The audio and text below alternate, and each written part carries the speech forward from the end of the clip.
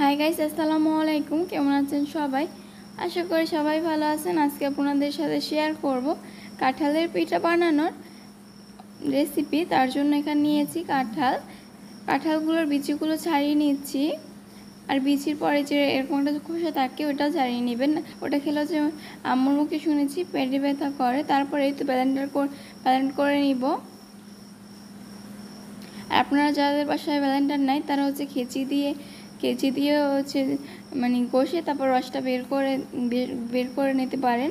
তারপর এই তো কাঁঠালটা ব্লেন্ড করা হয়ে গেছে। তারপর হচ্ছে আমি এখানে আটা দিয়ে দিলাম। আটার পর আপনার চাইলে ময়দা দিয়েও বানাতে পারেন। তারপর আমি চিনি অ্যাড করে দিলাম মানে পরিমাণ মতো। আর আমার ভিডিও ভালো লাগলে লাইক কমেন্ট শেয়ার করবেন। এতে লবণ দিয়ে দিলাম। আর আমার ইউটিউব চ্যানেল থেকে দেখে থাকলে একটা সাবস্ক্রাইব করে দিবেন, আর ফেসবুক পেজ থেকে দেখলে একটা ফলো করে দিবেন। তারপর এই তো হচ্ছে নারিকেল দিয়ে দিলাম, আস্ত জিরে দিয়ে দিলাম। আর ভিডিওর কোনো অংশে কোনো ভুল ত্রুটি হয়ে থাকলে সবাই প্লিজ ক্ষমার দৃষ্টিতে দেখবেন। এই তো আমি এখন মাখিয়ে নিচ্ছি সবগুলো উপকরণ একসাথে হচ্ছে ব্লেন্ড করে নিচ্ছি। তারপর এই তো মাখানো হয়ে গেছে। তারপর আমি একটা কড়াই বসিয়ে দিয়েছি।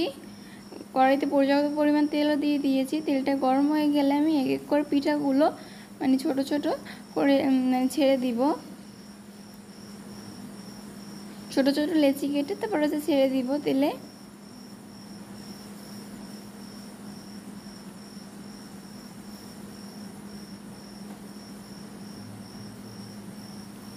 এভাবে করে আমি এক এক করে সবগুলো দিয়ে দিব।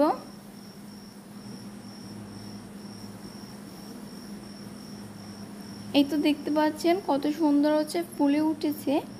এই তো দেখতে মানে কিছুটা আঁকে দিয়েছি আর কিছুটা পরে দিয়েছি, এই কারণে কিছুটা সাদা আর হচ্ছে কিছুটা হচ্ছে মানে লাল হয়ে গেছে।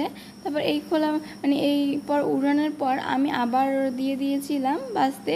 এইটা কিন্তু খুব তাড়াতাড়ি দেওয়ার কারণে সবগুলো কালার একরকম হয়েছে।